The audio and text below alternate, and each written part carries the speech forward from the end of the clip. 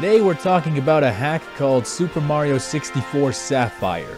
And no, not because K's told me to, but because this guy did. Compared to most of the ROM hacks I've played, especially in the last few months, this game is actually quite easy. And when I say easy, I don't mean like reasonably challenging. I mean like the game is largely a cakewalk. But by some freak miracle, that doesn't actually hamper the gameplay at all. The game is damn good fun, and the ease of it makes it accessible to literally anybody, which is really nice considering the number of Mario hacks that are so difficult that instead of enjoying them, you actually just get pissed right off. There are only a few levels in this game, and they're on the smaller side, but that's actually okay, because that means that each level feels very full, and the end result is a game that content-wise feels very dense.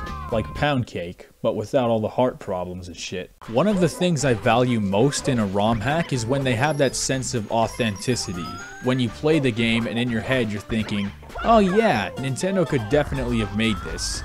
Or like you could convince somebody that this is an actual Super Mario 64 level and there's just a really secret trick to unlocking it.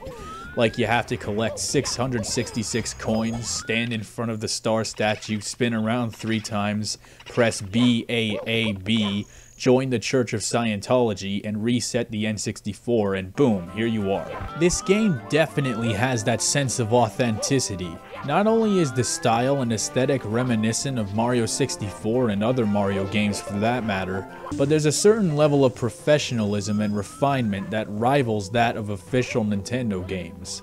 The game design has a solid amount of integrity to it and doesn't give the impression that this is just a bunch of shit thrown together in the creator's free time, but was actually somewhat thought out and organized. Super Mario 64 Sapphire is not especially challenging or ambitious, but it's uncompromisingly fun nonetheless. It's a very well put together game, and considering that the same can't always be said about Super Mario 64 hacks, this is absolutely an achievement.